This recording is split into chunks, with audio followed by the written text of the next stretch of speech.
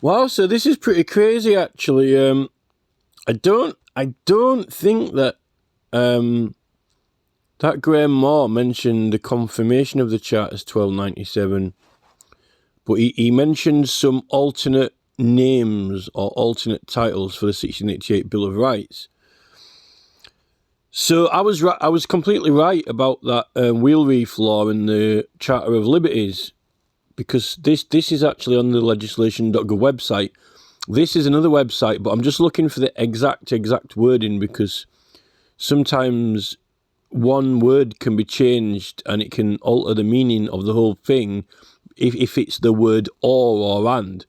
Because if it's the word and, it means both what was said before and after the word and. If it's or, it's either or. So you can have one or the other. If it's the word and, then it must be both. So your little words like or and are quite important. Now, this confirmation of the charters, it's 1297, it's done the same time they make the Magna Carta, the actual law. But the word Great Charter is meant to be Charter of Liberties. The Great Charter of Liberties and the Charter of the Forest. Now, it says they've got, this is, when everyone says to you, right, all this, Magna Carta and so forth has got to be kept complete and it can't be changed and so forth, this is actually the act of law that says it. And it's actually still on the government website. Well, not still on there. I mean to say it's on there now. It's up live. And when I search for Magna Carta in 1297, I don't know when they put this up, but I think it was recently, because they've been adding more and more on there recently. But this is what this is. I knew the things in this, right, because I've seen them in other pieces of statute law, like a collection or a vocabulary or a dictionary of laws, but I never actually went to follow the citations to the original source, because I hadn't had enough time to do everything. But this is just literally set out straight off the page. This is actually live on our modern government legislation, and this actually affects legal proceedings. And it also affects the police, particularly when you're in a police station being questioned, because the police are meant to know all these laws and being issued with them. And if you say that you're claiming a right or using a right, they're meant to know it and recognise it then, right? Now, it says that I'm going to start from... I want to start from... Firstly, when it comes to the reason that it's very difficult to remove the not necessarily the Protestant, but the Christian faith is really, really entrenched in English law. And that is because the basis of the jury and the fact that the jury can disregard the law under Magna Carta, apply the laws or their own judgment, facilitates for forgiveness. And forgiveness is a major part of the Christian faith. Another point is this, which is that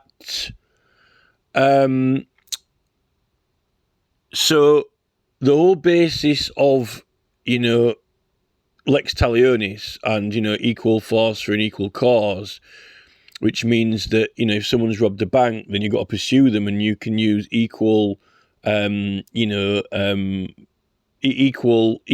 amount of exertion to what that person did in breaking the law to apprehend them and catch them, right? That is your basis for pursuing and apprehending criminals, which the entire basis of the police and their ability to be more than just peaceful protesters or peaceful police officers, diplomats, advocates of the law. What gives them powers is lex talionis and that. Now, the police are, in principle of law, forgiven, right? Because they've got a just cause.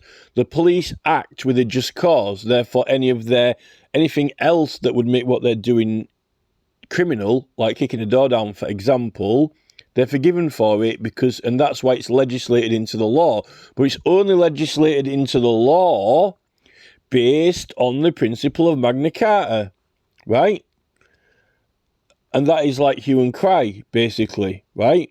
Now, the thing is with the parliamentary causes, the cases to the parliament, policing the law, policing the policies, the public policing parliament, saying it's like a policeman, someone robs a piece of bread and say, oh, whoa, just a minute, you could put that back, you're not supposed to do that, or even stop them, or deter them, or then even punish them for doing it.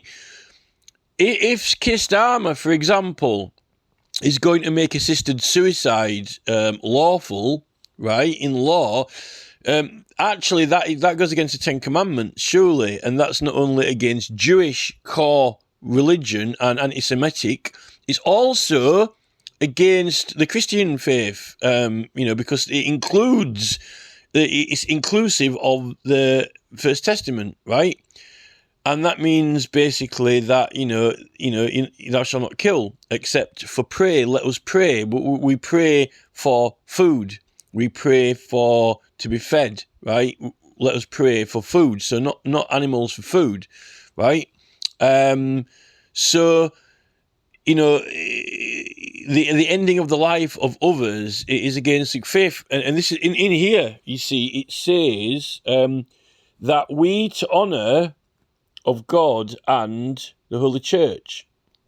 But also, funnily enough, in this, what I've realised, this is actually quite important and big, because it says, and to the profit of all our realm, but all of the realm, right? Now, there's something in this, it's about also, before I get into the rights and protesting and the going to court and claiming your rights, which is why I'm recording this video for law for going into court and claiming rights, or even claiming it to the police, right, or even having your rights recognised when it's right to petition, basically, right? But I need to go over these other things, because these things have arisen when, with Keir Starmer, with his assisted suicide issue, after he's kicked Corbyn out of the party and assumed authoritative position himself, yet he's hypocritical, and now he's doing the same thing. So it says that to honour God and of the church. So that would also mean the Sunday. But, John Major, when he was in government, I think it was around 1994 time, I don't know exactly the date, I just read it the other day, but somewhere, I think it's 1994, he said, he removed, he loosened up all these Sunday laws, didn't he? When it's meant to be, the day of rest for everyone, the day of quiet for everyone. I mean, and I did another video saying that basically, they worked out a long time ago, even in the busy, noisy Roman period of cities, the Roman Empire, that, if everyone had their day of rest on a different day, then there would be no rest because it's noisy or to the best ability. So like a Sunday is meant to be like, if you were resting on a Sunday and everyone were working, you might not get any rest if it's noisy. This is the thing with planes flying over and all these things. I mean, I've got complaints about planes because they're just like screeching, screeching through the air. It's actually like an air raid. And I've complained about it and even got a doctor note, which, and in British law, if you're subjected to harassment or anxiety or distress, they've got to stop or they're committing an offence if it can be avoidable. Well, the thing is, certain airpaths don't have to be in an exact place. There's plenty of room for them around, so they don't have to be in certain places. But this is one of the concepts and ideologies of Sunday, peace and quiet. Although, some people mow the lawns on Sunday, if everyone's mowing the lawn on Sunday, you're not going to get any peace and quiet.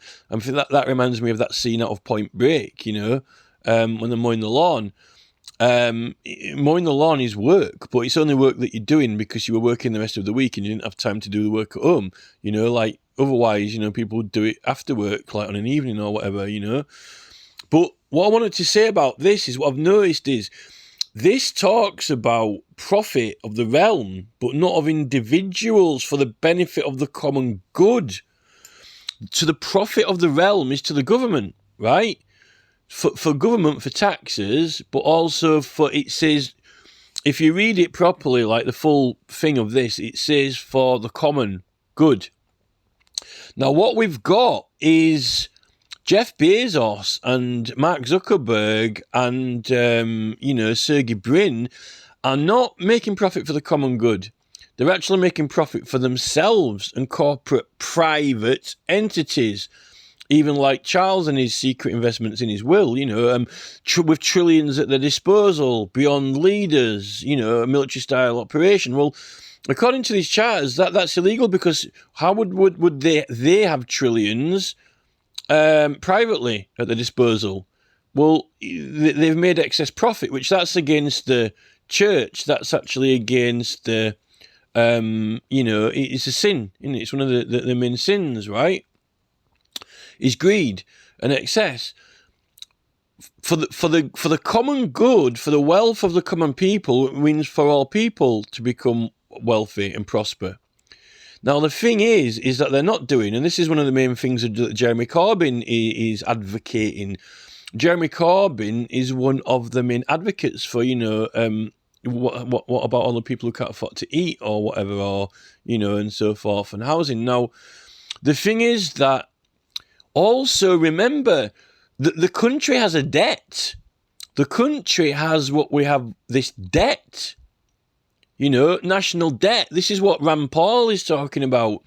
Rand Paul is going on about this national debt, right? But isn't the government meant to be the people, taxes that we pay, the government is meant to be, the money they take off us to run everything, but they actually haven't got any money, it's debt. I think they did refer to it as a black hole the other day in Parliament between Sunak and Starmer. They referred to it as a black hole, right? But the thing is, we're not meant to have that, because the common people haven't got any money. Remember, Gordon Brown sold all the gold off as well, right? And some people will still have that gold, and it's gone up in value a great deal now, to the fact that everyone's after gold, right? That was our gold, We shouldn't have it. There shouldn't be a debt. There shouldn't actually be a debt. And I think that it was William Keat on his own website, because he does a lot of Magna Carta stuff and rights and privileges and so forth. William Keat on his website, though, he's got into this particular area of the economy, of growth, national debt, growth, economy, all that subject, the Rishi Sunak, subject of, business management of the country, and this Nancy Pelosi stock market thing that, Josh Hawley said they were going to have a vote on this whole stock market thing. I'm going to have to check. They were going to have a vote on it, whether they were going to make what Nancy Pelosi was doing illegal. I don't know what the outcome of that vote was, or if it has been voted yet. I need to check, because that's quite an important thing in what I'm saying now, which is that we shouldn't have a debt, because we haven't got any money. The country's poor. It's not like we've got money, because what they do is they buy all the things they can't afford. Like they're buying new town centre developments. The central government are giving money out to our council to redevelop the town centre, but the government hasn't got any money. It's in debt. And not really that many people were bothered about the town centre being redeveloped. Who wanted it done? All the councillors, the architects, a fad. They're like, but where's the money coming from? If they had to pay for it themselves, then it would be different. If there was a law that saying any architect which wants to build a public building that is not private business, private company, private house, any public project, right, which an architect wants to be involved in and build, then he raises the money himself. He can go and raise the money from the taxpayers himself, right, petition them for the money and have a fund set up, right, and if he wants to build it, and if they back it, then he can build it. Right, but it's all this consultation. They do a consultation. They don't have to acknowledge it. They chuck it aside. What it is, it's busybodies who are bored, right? If the local road traffic department in the council, right, that's owned by the council, right? They've got to buy tarmac. There's no problem with that. Someone makes a profit off the tarmac, right? There's no problem with making a profit off the tarmac or even the coals or even, the road marking ink or whatever it is, paint, right? That's it.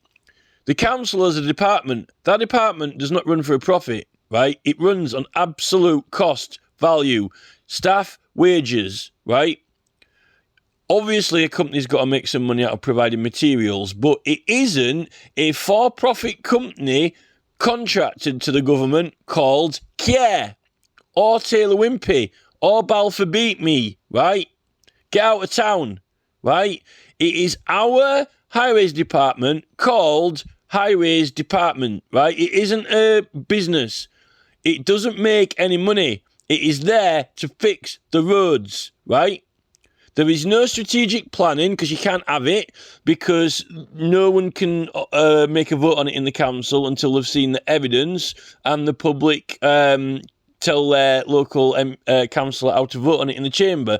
Every case based on the evidence with applied law. And if the law's not followed, they can have a judicial review that the law wasn't followed, right? And if we don't like the outcome of the voting, then we can appeal to Parliament, right? By petition. That is the hierarchy of it, right? But instead, we get all these companies. Ooh, Care, Chief Executive, Balfour Beat Me. Ooh, I've got some good ideas for this town. Look at this new upcoming university graduate from the university. Dwayne Dibley with his thick NHS glasses on. He's a star architect. Ooh, I got big plans for this town. Look at this I've just come out with at the university, my big drawing for the new university building, and I redeveloped the town centre. Well, fuck off to, Mark Zuckerberg's, metaverse then, right? How is he getting the money? Oh, central government's giving him it, but central government haven't got any money. We've got a big black hole in there. There is nothing there. We don't have any money because Gordon Brown sold it all off and gave the gold to rich people. Gordon Brown gave our gold to people who are rich, and now they're even richer, right? And now we've got even less money, right? They need to stop building things, stop doing town centres until they're not in any debt anymore, but they don't want to because they want the new Department of Innovation and Technology. They want new facial recognition. They want surveillance cameras. They want new computers. They want all these things. They can't afford it. They've actually got no money. Is Rishi Sunak going to buy the government new computers himself? Rishi Sunak, he's a multi-billionaire, right? The country, the profit of the realm. We haven't got any money, right? Where is it? Rishi Sunak has got the money. He's got it. And he's probably got a couple of bars of that gold that Gordon Brown sold off, right? If this government in Parliament want a new Department of Innovation and Technology, then Rishi Sunak will buy it. He will pay for it himself.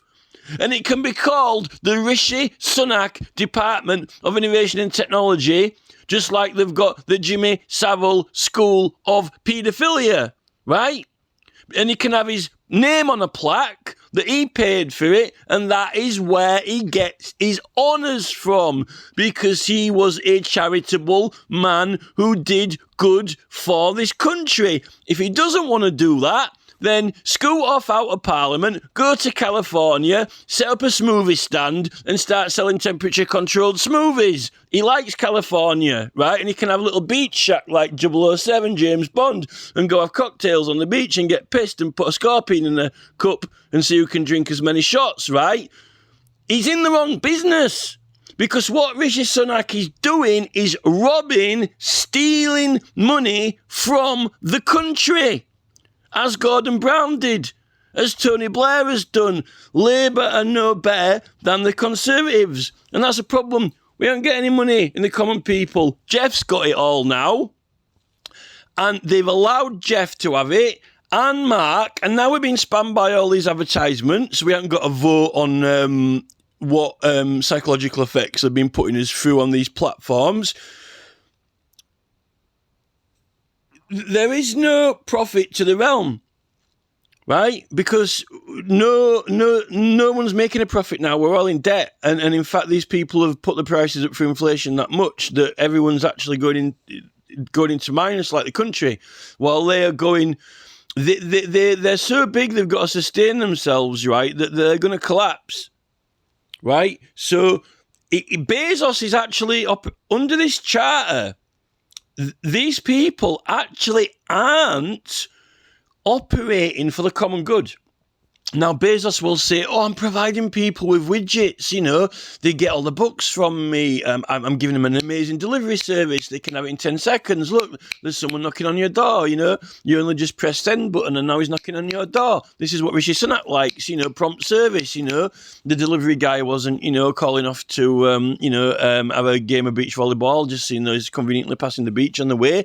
Rishi Sunak, he's there, no convenience for anyone else. Rishi wants his temperature-controlled new coffee mug, delivered in 10 seconds, right? Okay. Jeff's doing good. He's providing everyone with all the things they need very quickly, an amazing service, but he's not doing it. That is providing objects for the common good, but it's for profit as well, right? But okay, they've got us all selling on eBay, so everyone's a trader now, right? That's profit for the common good. If eBay wasn't taking half the profits, if eBay have now just made it, right, so it's absolutely free to list anything, any item. Great, amazing, but they're still taking a percentage off what you make, right? They're not running it for... it's not like the electricity company who's making 1 penny off everyone, and then they end up making 60 million because they've got 60 million pence or whatever, or even 60. If the electricity company charges everyone £1, they've got 60 million pound, right, from everyone. So they've got the privilege of having the monopoly on the electricity, right? They've got strength in numbers, right? That's a profit. If the company's not running at a loss, profit margins are illegal for this, because the more your profit margin is, the more you're taking from the realm, from everyone else, because you're privately earning it personally. Right?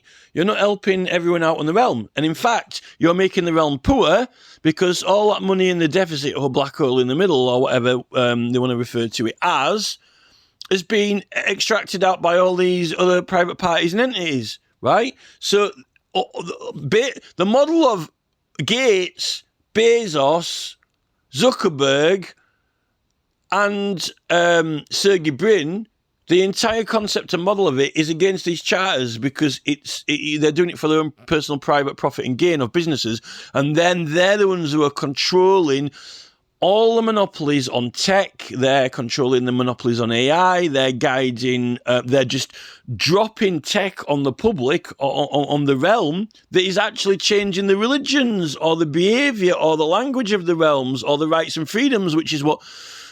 They're trying to do with Biden and Harris when it's set in law.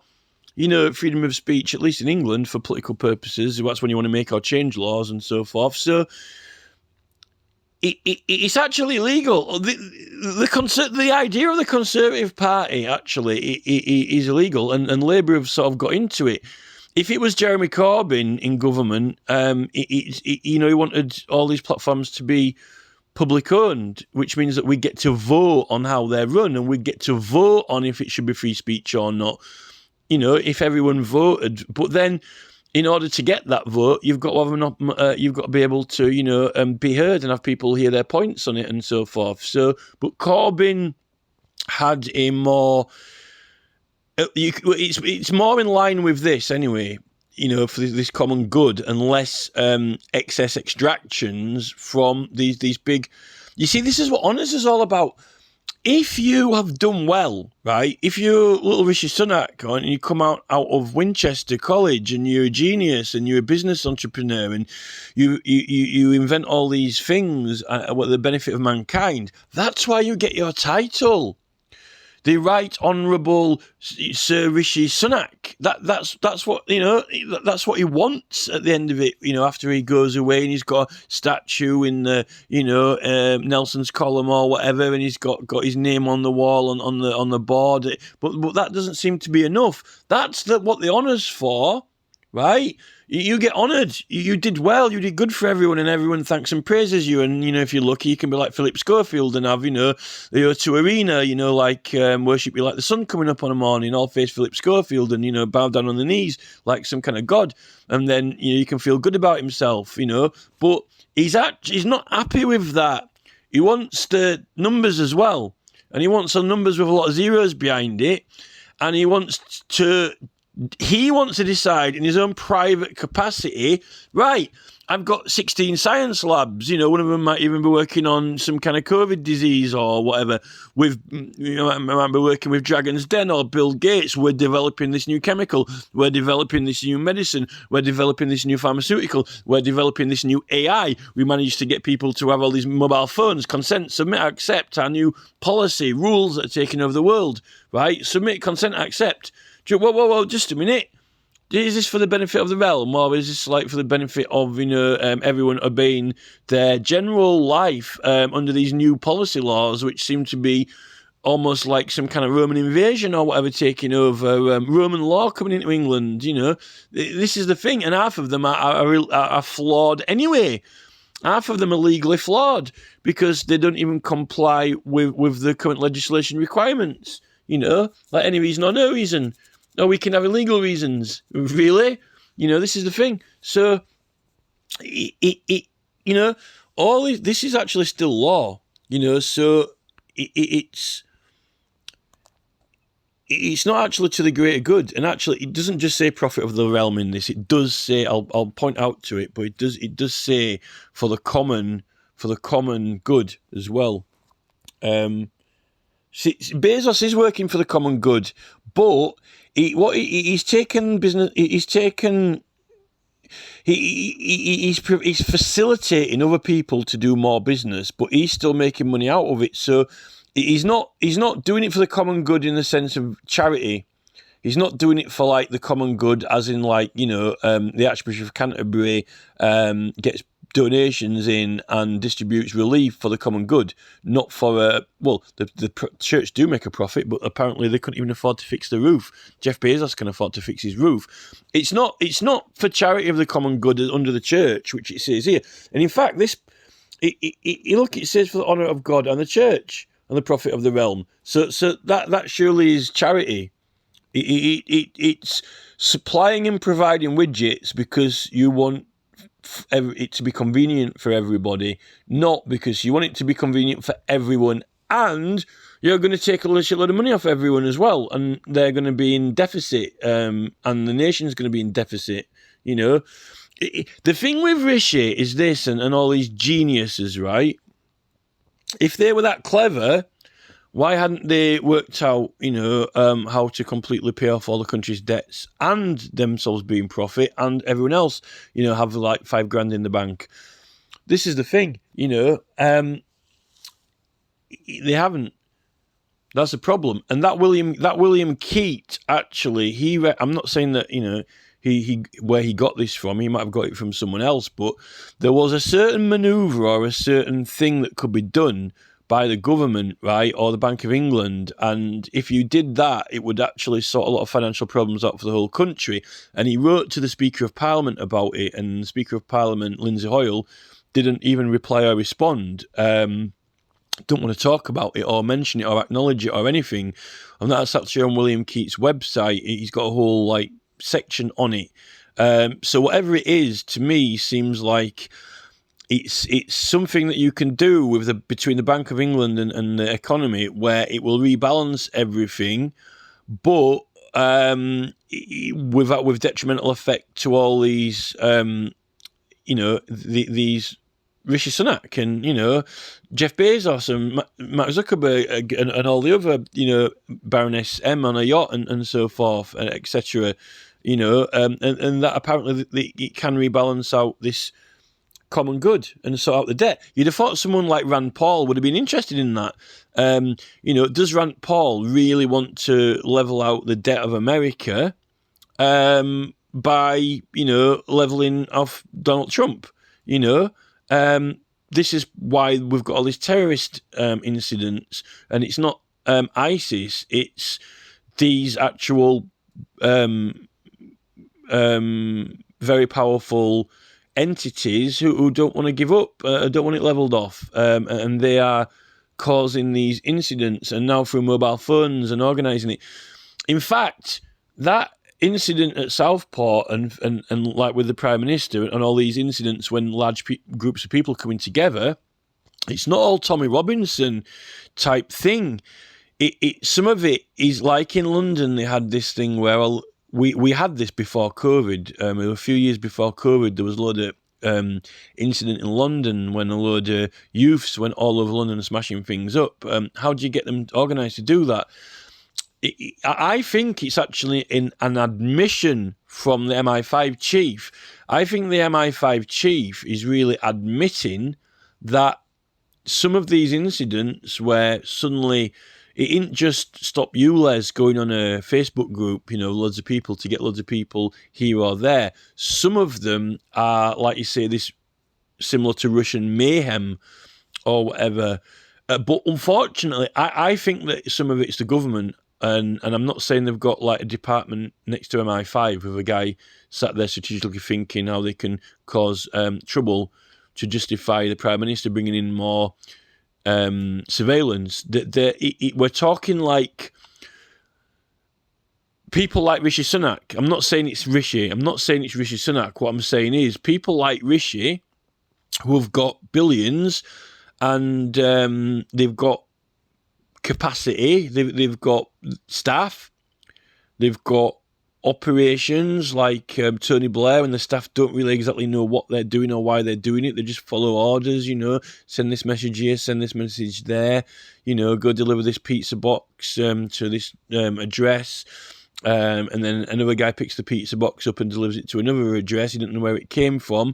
And then, someone else comes and puts it there. And then another guy delivers another. And then, then it all blows up. And then you don't know why because, apparently, 16 different boxes got delivered from 16 strategic delivery people.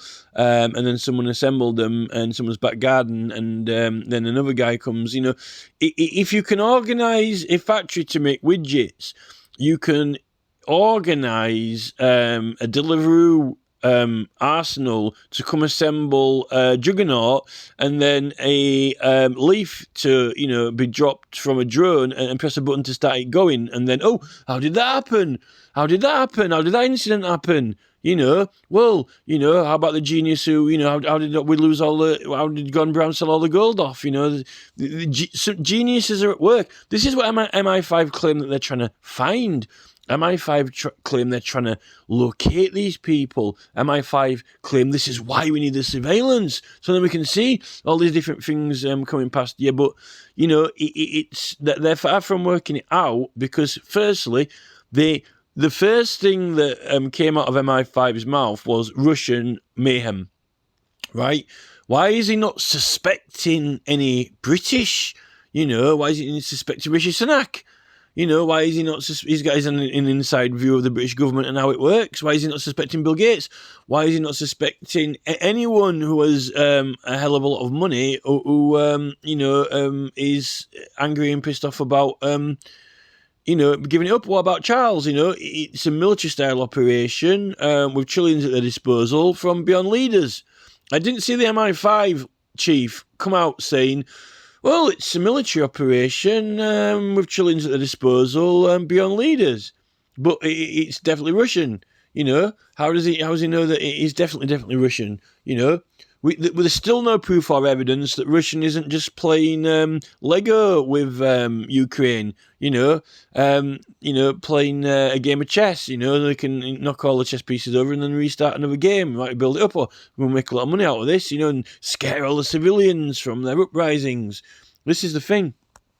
Anyway, prophet of the realm and keeping the church, which isn't a bad thing if you think about it. We haven't really had much forgiveness, though, recently, because The problem is that with these police chiefs and with these fines and so forth, they're just getting people to confess. They're sending out menacing letters and they're getting everyone to confess. And so forth. Where they're not catching as many of the serious criminals, and generally crime's going up higher and higher anyway. So what they're doing is they're becoming very lazy to get large numbers of extremely less serious offenders who aren't really that bad or nasty people, who are just really going about their day's duties, and it's a matter of convenience, right? And what they're doing is they're making a matter of convenience into crime, and they're calling them criminals and making massive amounts of money out of it, because the police clearly aren't equipped or capable of catching 99%, 90% of the actual more serious, dangerous criminals who actually are not doing it out of, convenience. Well, they might say it's convenient. It's easier to, go into a shop and, walk out with an entire jewelry shop in the back of their bag rather than have to, go make it themselves. That but not that kind of convenience, that's not common. It's not, they've got intentions other than just going about an honest day of work as best they can with that enterprise. This is the thing. So in the police now, there's so much crime now anyway on the streets that it's not even, it seems that they can't handle it. So and all these, apparently this is why these social media platforms are coming in, because they're trying to take over it. But what they're actually doing is they end up censoring people when they're wanting to. If you've got a political group that's acting to change the law, you can't put anything on groups now unless it's authorised, permission to speak. Everyone's on permission to speak now. Permission to speak, Mark. Permission to speak in the groups. You can't have groups with permission to speak, because you ask permission to speak if you're in the military under command of a general or sergeant, right? You say, permission to speak, sir, right? Civilians do not ask permission to speak from anyone.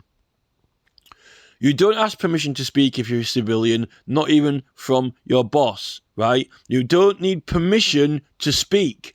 But Mark Zuckerberg believes you need permission to speak, because in his new regime, Californian regime, you ask permission to speak. You have to have permission to speak to Mark, right? Permission to speak to Mark, please, right? Permission to speak to Nick Clegg, please, sir. Yes, sir. No, sir. It's not the military. When Mark Zuckerberg's finished, with Josh Hawley, right? You have permission. You've got 5 minutes to speak in Congress, right? You got 5 minutes. I might give him 10 minutes if the lady shuts up. If the lady shuts up, then, Robert F. Kennedy Jr. might have his 5 minutes to speak after the lady's finished, taking about, 2.5 minutes of it herself, right? In England, in groups, in like a canoe club, in a golf club, in a Stonehenge or, ancient sites group with Moya Smiley. Permission to speak, Moya. Who wants to be a millionaire? Moya. Right? That man needs arresting by the police in Glasgow because he's a paedophile. He's an abuser of people. He's not in a friends association or friendship society. That man is a Jimmy Savile, Moya Smiley. You don't have permission to speak about anything, right? You don't have the permission to talk, right? There are some people who need help, serious help, because they've got obsessive compulsive disorders, right? They're a danger to the public. People like Moya Smiley are not fit to be chairman or in charge or in authoritative positions with control buttons, right? Not in public society under common law, because no English citizen needs permission to speak, to be authorised to talk to a group of other people. No one owns We don't have slaves. You don't own people. If you've got a group of friends, you don't own them. They're not your possessions. You haven't bought them, right? Another person, right, has permission to talk to other people in this country. Even if it's a private club, if you can get in, right? It doesn't matter whether the place is private or not. And YouTube isn't private because you don't have to log in or join to read or watch it, press play. It's not private. Privately owned. It isn't a private place.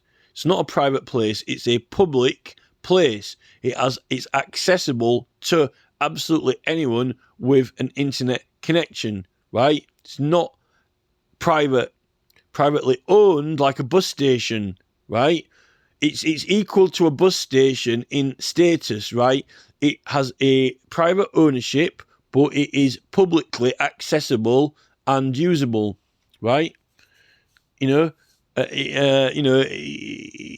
with Keir Starmer, get out of my pub or whatever, if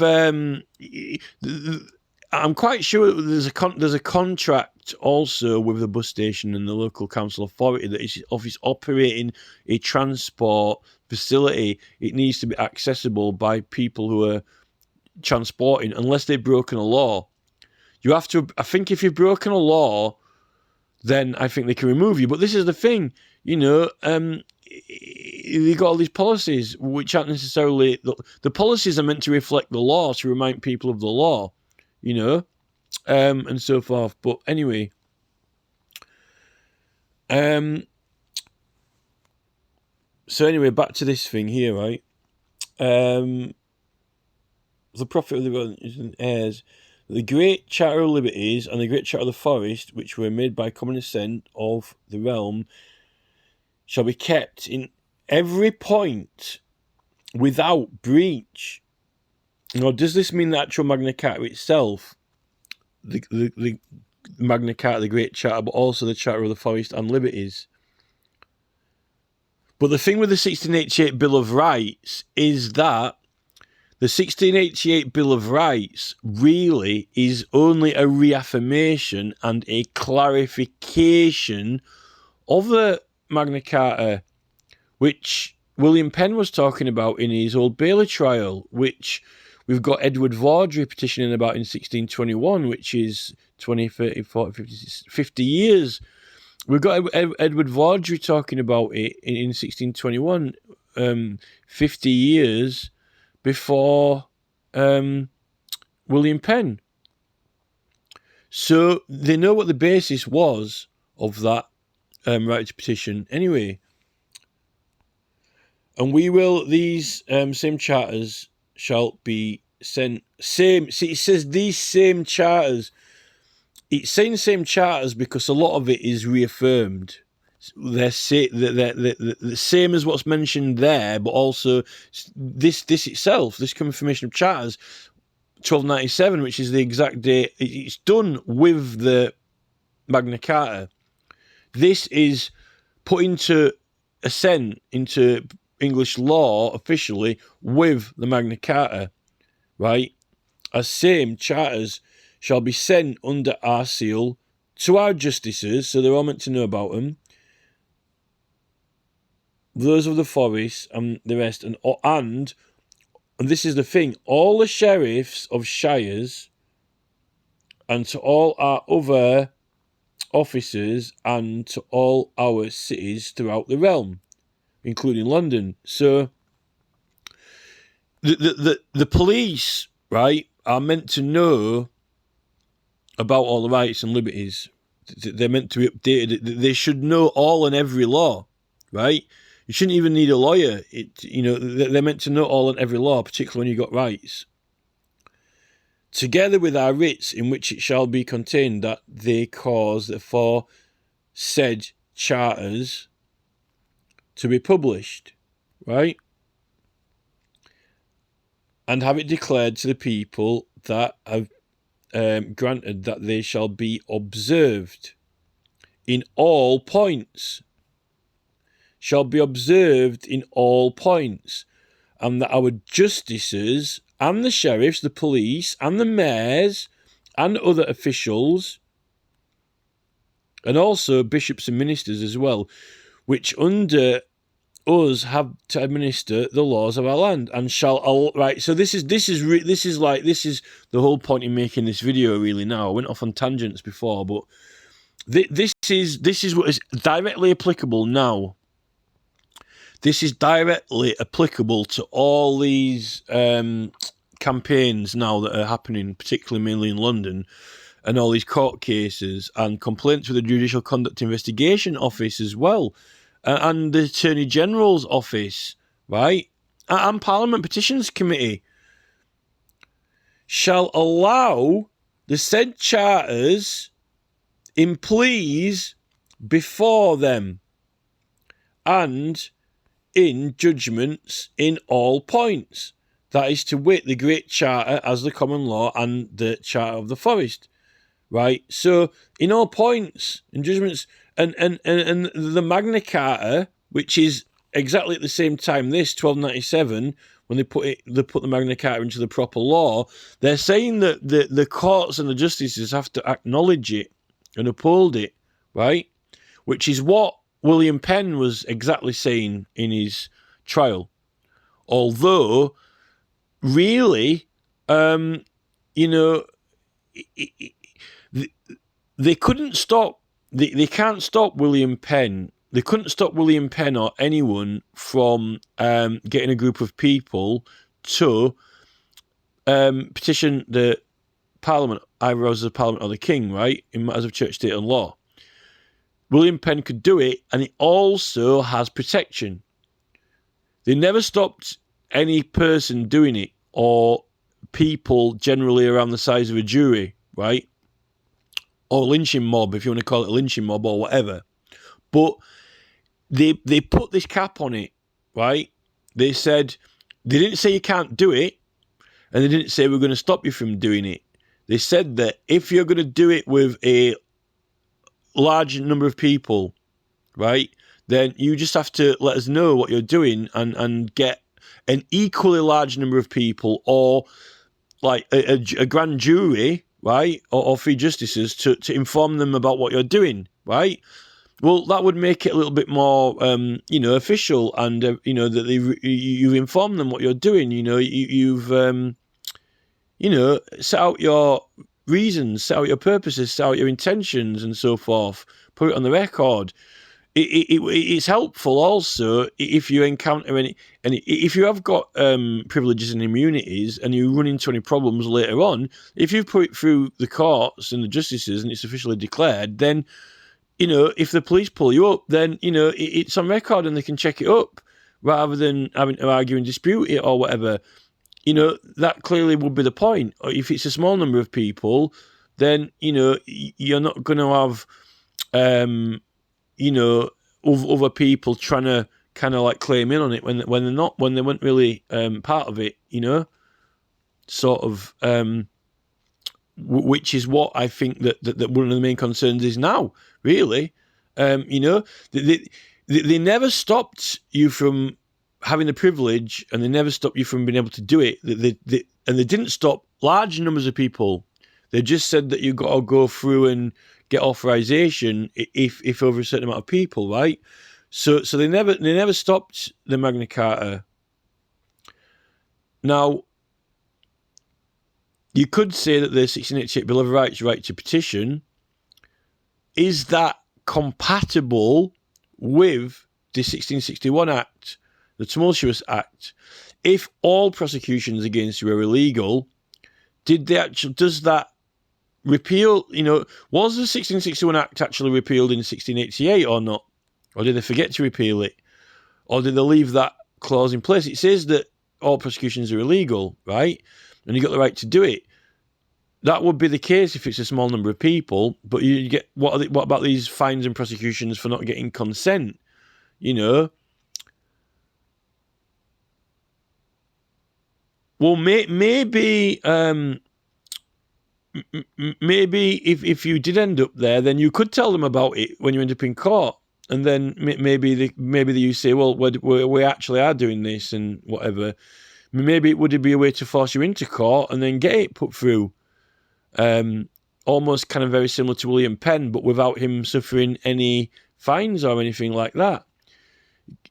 Maybe it's kind of like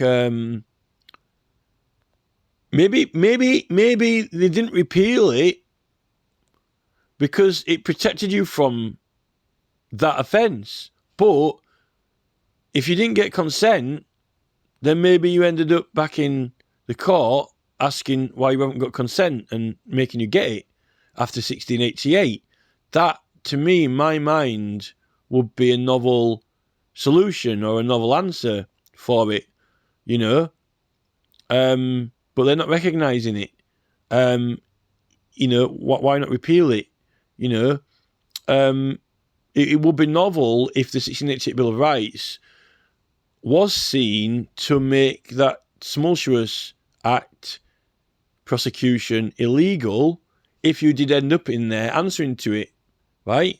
Which kind of like would be a little bit of a back loop to make you go and get the consent and put it through, but you can't be prosecuted, or it could almost kind of force you to go and put it on the record officially and get consent, you know, because it only says that you can't be prosecuted, you know, or put in prison. It would definitely stop you getting put in prison, like those jurors even went into prison, didn't they? But it could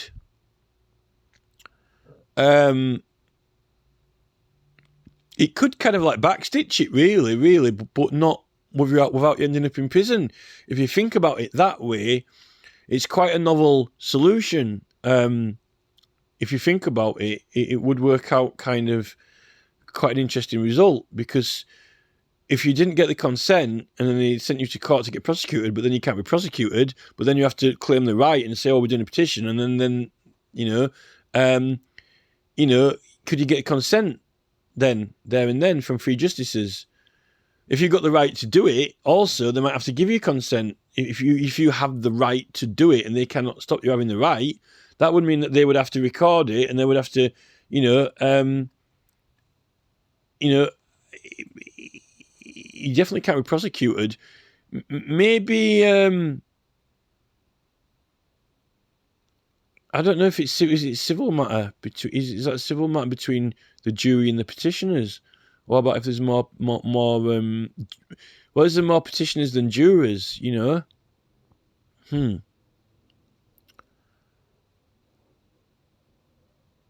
Not quite certain about that. It's quite an interesting situation, you know. But it doesn't really, you know, as it stands now, it doesn't matter because that 1661 Act's been repealed, so it doesn't even matter.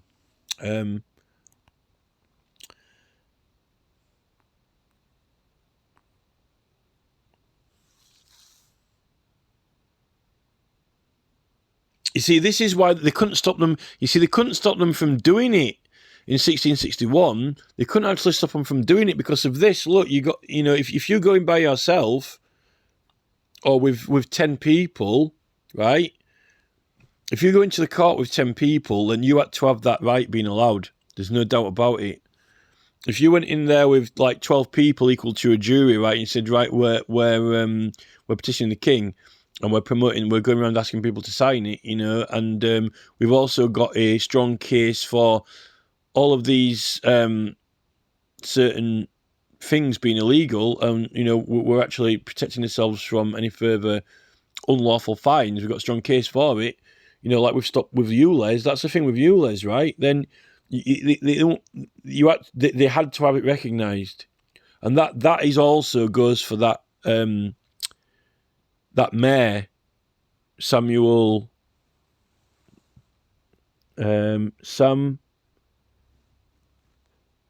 not Smith, what was his name? Oh, Starling. Sam Starling. It's like Starmer, isn't it? Sam Starling. That mayor, Sam Starling, right? Because, you know, a large number of people. But otherwise, then you've actually got proper William Penn and William Mead actually had proper privileges, other than the fact there was a large number of people, but the jury said that they weren't actually, were not actually doing a petition, you know, and that was before 1688. If you would have redone, if you would have like reheard that case, like 1670, 1890, no, 1670, 1688, another 20 years after, if that exact William Penn case would have happened after, he might have ended up in there, and then they couldn't actually lock them up or prosecute them. But the mayor might have said, you know, why don't you get consent? You know, are you doing a petition or not? And then you say, yes, I am, or no, we're not. Because this is the thing, the jury said they weren't doing it. The jury said that they weren't. The jury said that they weren't, right? So they haven't got any. If the jury said they weren't, they didn't have any privileges, but then they weren't doing it without consent. I don't think that Defend Our Juries or even Extinction Rebellion or Gail Bradbrook or Roger Hallam, I don't think they understand the absolute situational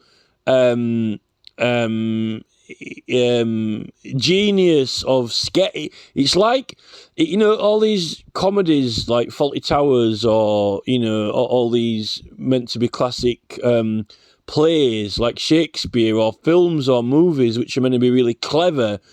That William Penn case, the situational genius of it in every single angle of approach, it is absolutely, it's like, you know, I don't think William Shakespeare even scratched the surface with his, you know, with his Oberon and Titiana or whatever.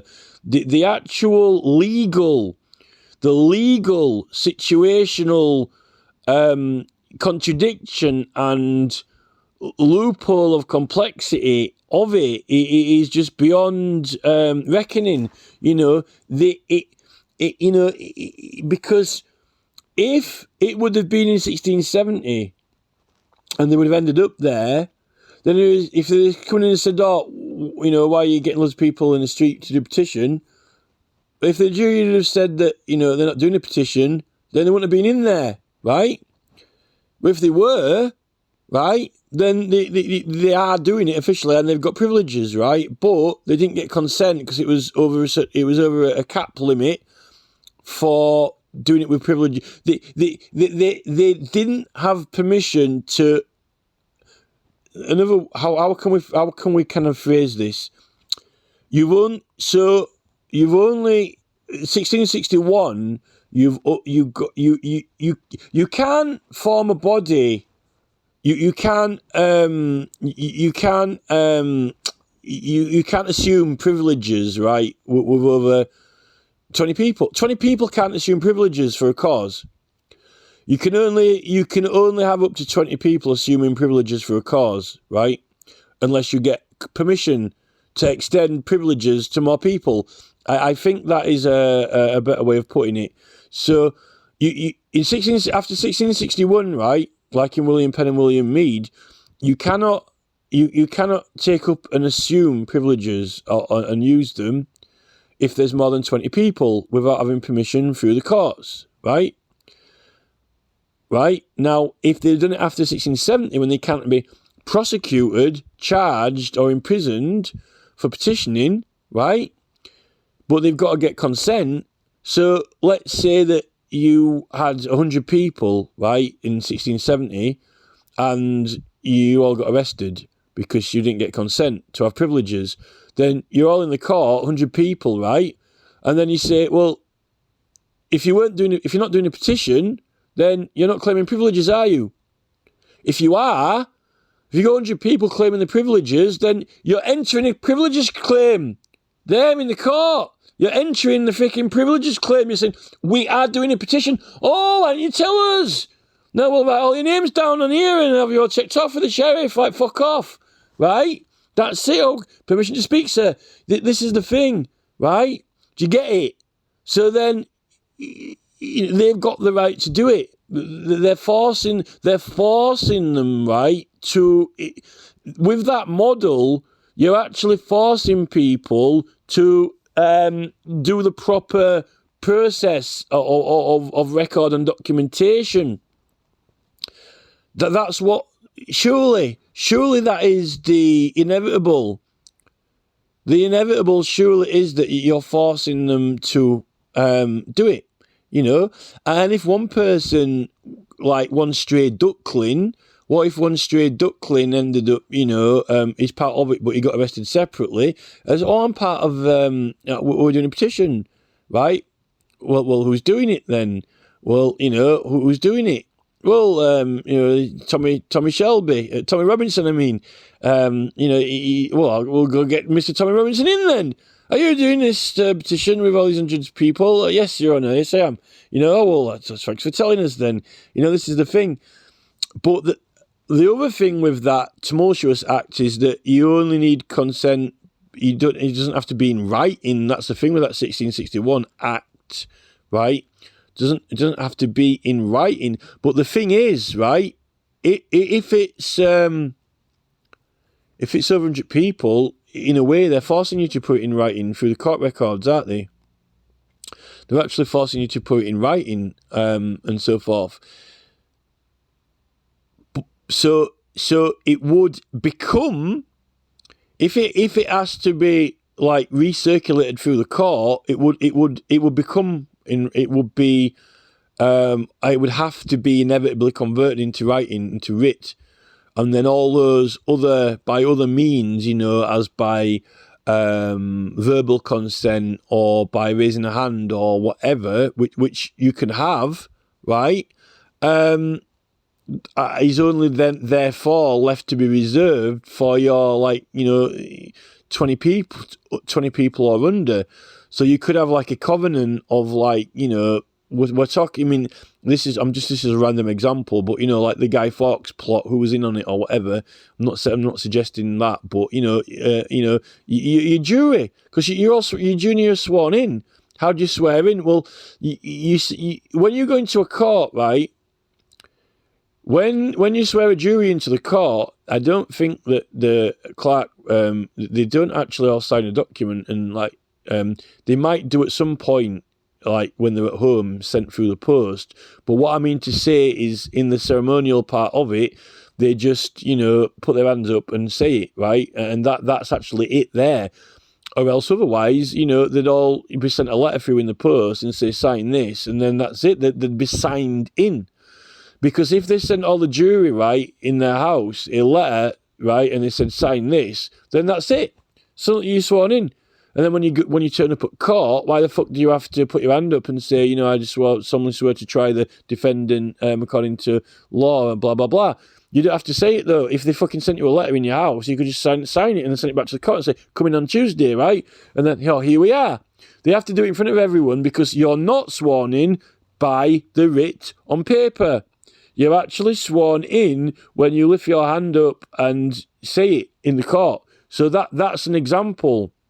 They're not accepting being sworn in by your signature. They're not accepting it. They're not accepting the jury being sworn in by their signature now, in 2024. You've got to go in there and you're not sworn in until you say it, right? So if you think of it like that, which is serious, this is actual reality now, right? So if it's good enough for a jury to not be sworn in until they've said it, right? Even though they all signed the fucking form and said we're coming in, right? Why wouldn't you accept the covenant of the petition if it was like 6 people or 12 to all say that they're all sworn in on it verbally? That's the thing, right?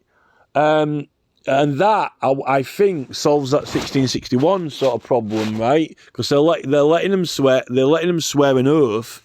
They're letting them swear an oath to it, right?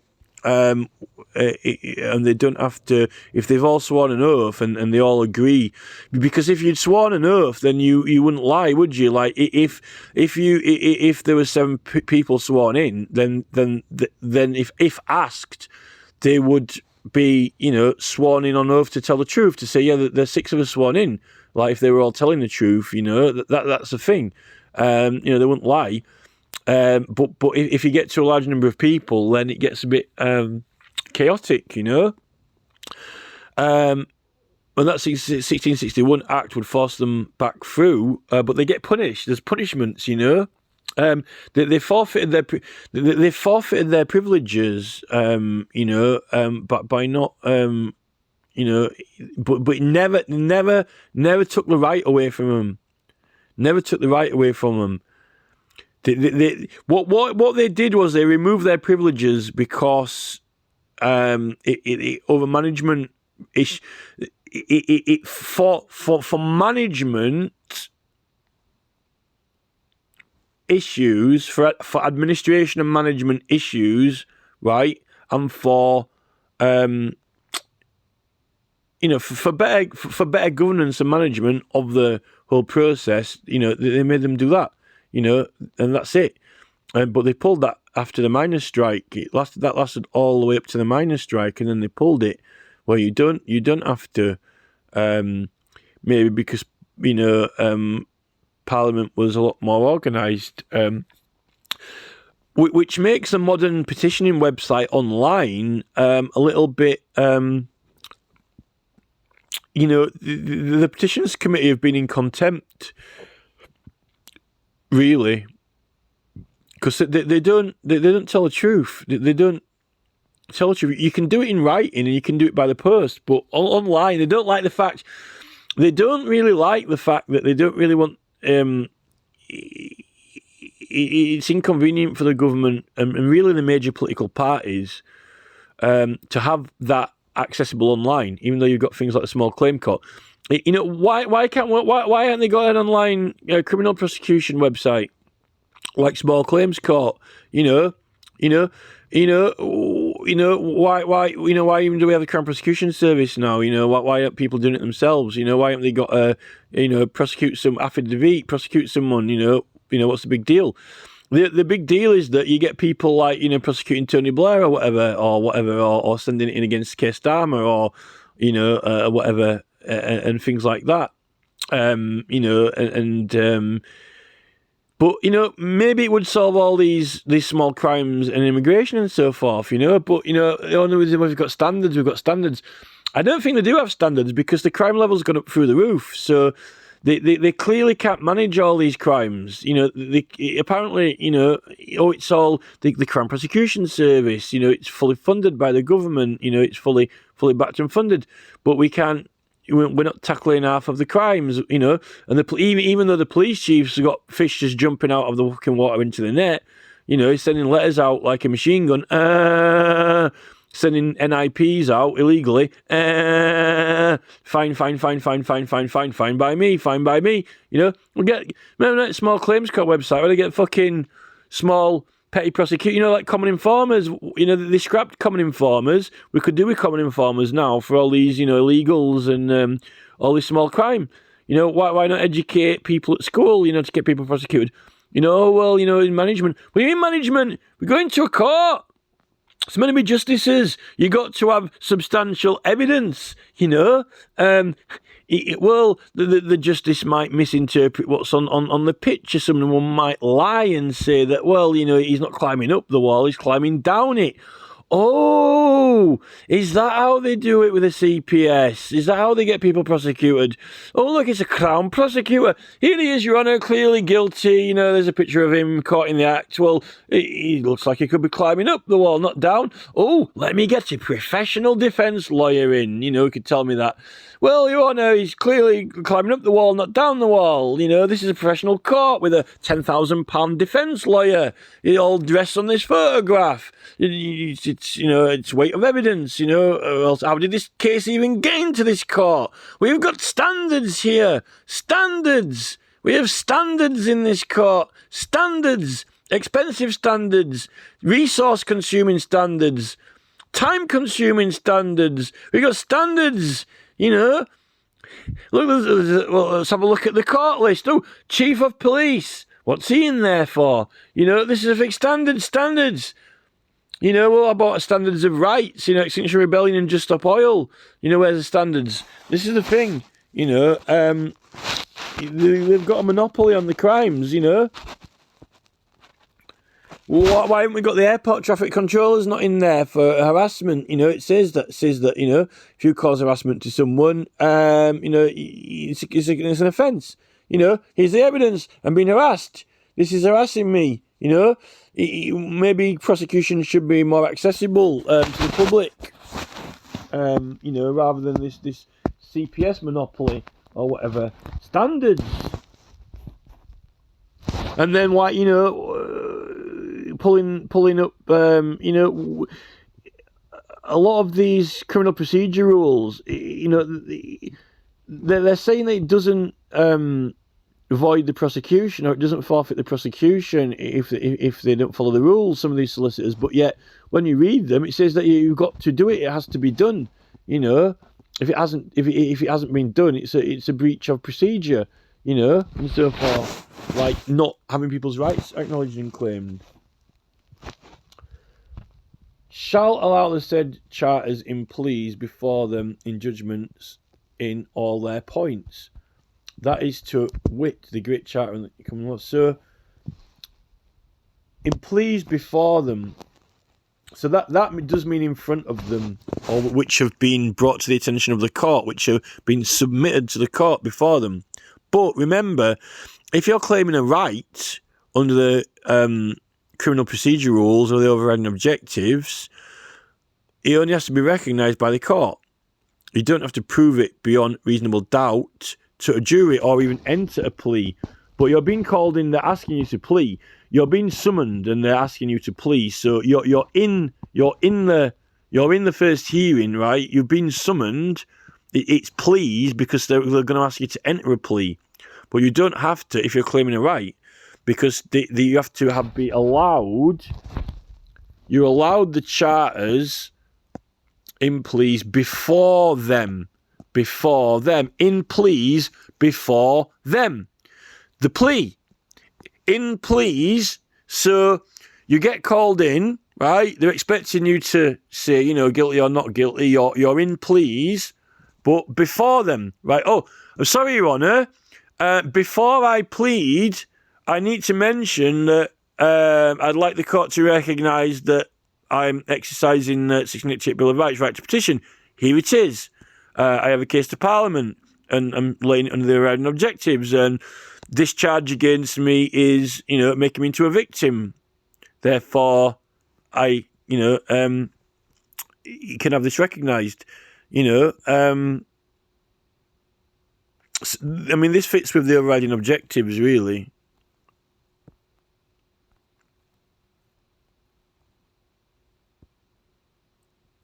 And also, if you think about it, you know, in cases before, because there's already an existing case.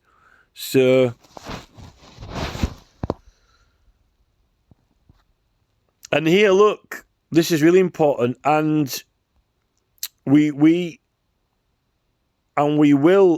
if that any judgment be given from henceforth contrary to the points of the charters. This has to be 1688 Bill of Rights as well, also, which it is. Sir Thomas Erskine May has confirmed in that Usage of Parliament book in the XIX chapter on public petitions that it's 1688 Bill of Rights and Magna Carta, the Great Charter, which is on bringing a cause yourself. Aforesaid by the justices, or it doesn't say and to the points of the charters aforesaid by the justices, and we will that if any judgment be given from henceforth contrary to the points of the charters aforesaid by the justices, or by any other our ministers. Well, why would it be ministers if it were judgment? Why would it be ministers that hold pleas before them against the points of the charters? Well, why won't ministers hold plea? Look at this. Why would a minister hold a plea? And why would this still be law now? This is law in effect on legislation.gov. This is on legislation.gov now, live in English law, right? Says, right, begin henceforth, contrary to the points of the charters, therefore, by justice or any of our ministers that hold plea before the judgment, the points of the charters shall be undone and holden to naught. Right? Well, this is the thing. Well, you're petitioning to the House of Commons because you're bringing a case to the Commons, right? So that means that they've got to acknowledge and apply your privileges when you're doing it, because the ministers are the ones who have them applied and acknowledged, like in the Petitions Committee, right? Because they've got powers under standing orders, like to summon persons and information and evidence, right? Why would you be summoned? You're being summoned particularly if you need your rights claimed, if there's another case, injunction in it, or challenging you or whatever. But also, it's a higher court. So they're meant to approve and confirm it anyway through the Constitutional Reform Act 2005, Section 5, which is between Parliament and the courts. But also, or else why would the ministers be involved in pleas? Because even now they put it to the Supreme Court, right? But Supreme Court judges aren't. Well, some of them might. No, because they can't vote, can they? I don't think they can be members of the cabinet because they've stopped judges from voting in Parliament. The Lady Chief Justice can't vote in Parliament. She's not allowed to vote. So I don't think she can be on the cabinet. I think the Lord Chancellor is on the cabinet, but the Lord Chancellor's on the cabinet. I don't know if the Lord Chancellor can vote or not, but I've forgotten. But this is like Jeremy Corbyn. Although no, Jeremy Corbyn is an MP, a member of Parliament, not a minister. Not all members of Parliament are ministers, only the cabinet. So a member of the cabinet, right? A member of the cabinet of England, right, has got to acknowledge your privileges, right, if they need to be acknowledged, particularly in a plea. And that will be now through the Constitutional Reform Act 2005, Section 5, if you raise it with a court, because that gives the entire courts a dialogue between Parliament and the Petitions Committee in modern law. And if they don't, it shall be undone and holden to naught. So it means that none of the court orders are valid.